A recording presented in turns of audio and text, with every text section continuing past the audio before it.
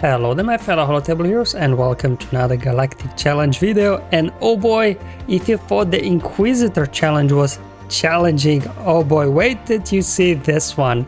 On the surface it looks straightforward, right? Clones versus Sith, no problems, we got Bad Batch and everything, especially, right? No. There is a lot of mechanics going on here that are working against you while supporting the enemy. More about that once we get to the modifiers and feats and everything, obviously. So I have here for you 3 battles. So the first one will be the clone team to get the full clone feat done on tier 10.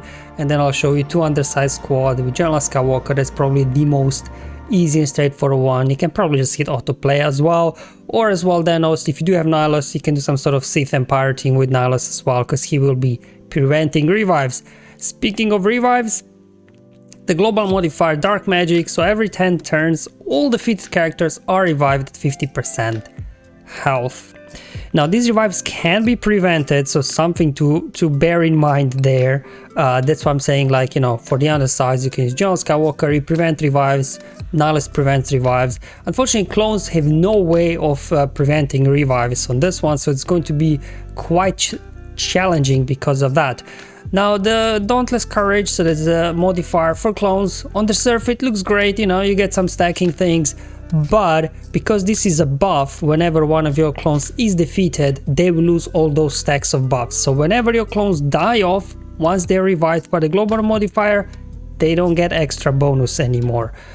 So keep that in mind, because the modifier for the Sith, so whenever a Sith ally is defeated, all Sith allies gain 50% max health and offense, and as well gain turn meter and recover 50% health. Now the turn meter gain and recovering health you can prevent obviously with a daze and heal immunity from Bad Batch Echo, but stacking offense and most importantly they gain max health, you cannot prevent that. So as you take one of them out, even though they all have the healing immunity, they will still gain lots of health back, and on top of that stacking offense. And as the battle goes on, Sith are becoming stronger and stronger, and they just start one-shotting your clones, while you, as mentioned before, when your clones revive, they lose, they come back without all those buffs they got from the modifier. So both global and as well enemy modifiers totally working against you and totally supporting what actually Sith do there.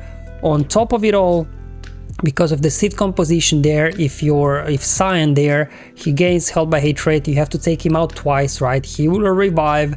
Then we've got Traya there with her unique, so whenever the Sith allies will get a turn, they'll just cleanse off, you know, the daze, they'll cleanse off the healing immunity you will put on them. And then Talon as well there, you know, she's got these kind of mini kind of savior mechanics for the first time when you defeat the leader. So definitely it's going to be very challenging here. I tried a few different clone lineups, so in this one now I will show you, after we go through the feats obviously, what worked for me. So you have to win with a full team of clone trooper units, win after scoring 3 critical hits in a row, and then also win with an undersized squad. Now all these feats straightforward apart from the clone one. So this is the team in the end that worked for me. I tried various compositions and I needed like 3 or 4 attempts with this one to align, so there is definitely going to be some RNG involved, but hopefully you'll be able to replicate what I'll show you here in this video. Going with Hunter Lead. Now if you're not familiar with Hunter Lead, it does a lot of things, but most importantly, whenever you damage exposed enemies, they will be getting turn meter removed, 50% turn meter, and this is very important because Bad Batch Echo here on his special, he will increase cooldowns on the target enemy, so that's how you'll be able to kind of keep Traya away from isolate, and as well he exposes all the enemies, and then Tech can follow up with his AoE grenade, removing turn meter, and Cody is here for his mass assist, so we can quickly burn down the enemies. So I will first start off with increasing cooldowns on Traya, so she doesn't isolate, getting exposed on the enemies. Now I can follow up that with an AoE, we push back turn meter. Okay, now we get defense up, so we start dealing true damage with Bad Batch. I'm going to pass turn over back to Echo. He can go ahead, do his healing immunity daze, but as you can see, as soon as they get a turn, they'll get it off. Mass assist number 1 on Cyan, because we had tenacity up there, they weren't able to land any stuns on us. I'm going to go ahead here, heal up Cody, another AoE here. Okay, Cyan is down, so there you go. Even though they had healing immunity, they gained this max health. So let's do another mass assist over here. Beautiful. Just going to juice up here. Come on, going after Talon now. Okay, all right. So here they come back. And again, let's go ahead here. Increase cooldowns on Cyan, do an AoE, and now we've got 6 turns to burn down Palps here and Traya. So here comes the mass assist again from Cody. So you can already see why Cody is so crucial here, because his mass assist really helps you to burn down quickly a single target. And I'm like, oh, 2 turns, come on guys, get it out. Let's just go ahead here, swap with Cody for another mass assist, and boom, down goes Traya. So this is how my round went. Obviously, I said I had to try it 3 or 4 times to get those all exposes in beginning to line up, so I was able to push back turn meter, and then you just have to keep unleashing Cody's mass assist, and hopefully it will line up for you as it did for me in this video. All right, the tough battle out of the way. Let's go for the easy ones now. So it's General Skywalker. It's going to be very straightforward. Obviously, with General Skywalker lead, you automatically prevent revives. So maybe you could even auto this, I'm not sure. I decided to go after Cyan first, so he doesn't drain all my tenacity up away from me. So obviously, General Skywalker, when he critically hits, he will be increasing cooldowns as well whenever it's his turn. So that's pretty useful to keep, that isolate from Traya under check as well. Cyan, his AoE dispel as well. So going after Cyan first, just get him out, because otherwise you'll just be stuck behind him anyways once your guys start getting pain on them. There we go, sound down for the count. No revives, no need to worry about it, anything. General Skywalker sits down, 5 sacrifice triggers. Obviously 5s, he's not coming back from the global modifier, so that's something to bear in mind when you are using 5s. When he goes down, he goes down for good. Up next, get rid of Traya, so we don't have to worry about her isolation anymore. I'm just going to go here, boost turn meter on my team, finish off Traya. I'm just going to pop a hit over on Talon. No point of going after Palps while Talon is alive, because you'll just feed turn meter to them, and as well, obviously she has this mini savior mechanic. The first time Palps would be defeated, they will kind of, she will heal him up a little bit and give him a turn. So there you go. So you can see, look at how much health these guys have from all these modifiers. Here I was thinking, should I hit auto, should I not? Probably I could, but anyway, there you go. General Skywalker, Undersize, very easy, very straightforward, no RNG at all. You just go in and smash them, because luckily they're slow.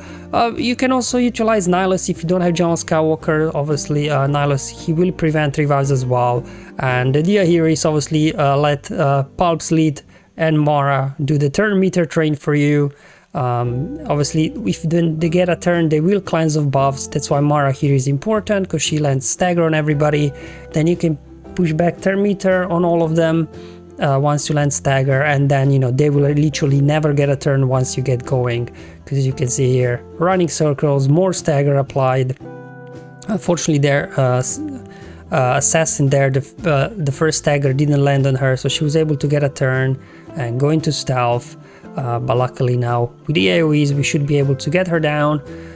So the name of the game is keep train rolling and let Cyan go to town. Again, taking out Cyan first because of pain and everything. There you go, lost Palps, he'll come back, that's fine. Because they fortunately they can't prevent the revives. Although sometimes I noticed if Traya isolated somebody and they got defeated, they didn't come back, but sometimes they did, so I'm not sure with isolate exactly how it works. So my second target was Palps, because he can land a shock on one of your guys and then they won't be able to gain bonus turn meter, and they can obviously slow you down. So after Cyan is down, after Palps is down, I mean, this is pretty safe now. The only threat, I guess, Traya. So I think one more turn and I'll get Traya down as well. So you can see, you can pretty much cheese it here with Nihilus. Get rid of Traya, and at this point you can just probably hit autoplay, because these 2 remaining characters can't do anything to you really. You just keep running circles around them and let Nihilus take them out one at a time so they don't revive. And there you go, another option there for the Undersize. Obviously, if you do have Galactic Legends, by all means do use them, and I'm pretty sure there are plenty of teams that can do the Undersize. There's just a couple of ones I tried that worked really well, General Skywalker obviously being one that was fastest. And that's it, guys. Hope this video was useful and helpful, showing you how I got max rewards. But yeah, get ready, it's gonna be another little bit of RNG fast, but hopefully you should be able to pull this off. But yeah, usually when we had this clone feed, somehow we were able to pull off with a full 501st, and there's like an extra clone there. This time I wasn't able to get it done, just because you can't control these guys. Like 501st, they have no way of healing up. When sacrifice is triggered, 5 just dies off, he's not coming back. So it really feels like this one will pretty much rely on having a Bad Batch here leveled up, so they can carry the battle here for you with, you know, with the whole healing up they have, removing turn meter, and true damage as well. Alright guys, I'll see you in the next one, but until then, have fun, enjoy your life, and may the RNG be with you, my friends.